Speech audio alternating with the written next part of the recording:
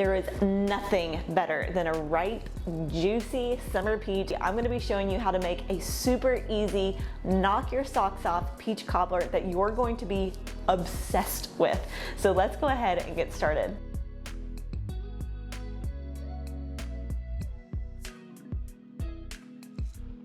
So the first thing that I've done is taken one whole stick of butter and put it inside a 9x13 glass Pyrex baking dish, and I've put it in the oven. The oven is on and preheated to 375. That's where we're gonna be baking this peach cobbler at today. But we're gonna go ahead and melt one whole stick of butter in the pan while we prep all the other ingredients. This recipe is super easy. It's basically just a dump it, bake it, and it's so good.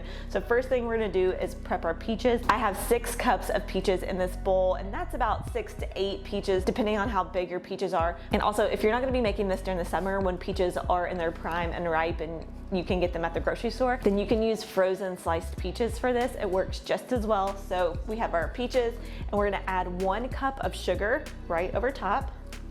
And then we're gonna add the zest and the juice of a half of a lime straight into here, mix it all together, and let this sit while we make the batter.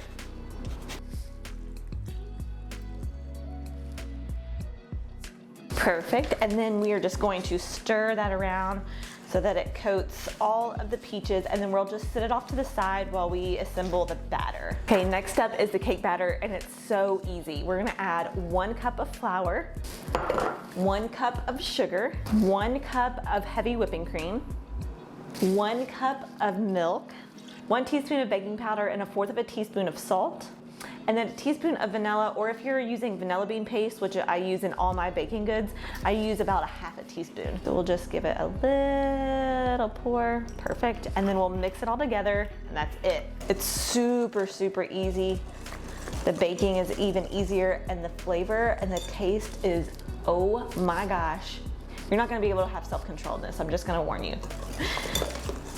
Perfect, this is gonna be a really runny batter, which is perfect, just how you like it. I'm gonna go get the pan with the melted butter out of the oven. Okay, perfect. This butter is all warm, hot, and melted. And all we have to do is just dump everything in. You don't even have to mix it all together, and then place it in the oven, and that's it. So we're gonna pour our batter in first, just right over top of the melted butter. And then we're gonna dump our peaches right on top. And you can kind of evenly distribute, but you don't want to mix this batter together. We're just gonna dump everything, and it's gonna bake and settle and even out in the oven. So you're not gonna need to stir it, just wherever it lands is perfect, which I love a good, easy, delicious recipe. Perfect. Okay, this is gonna go in the oven at 375 for 40 to 45 minutes. I'll meet you back here after, and we're gonna taste it with a big scoop of vanilla bean ice cream.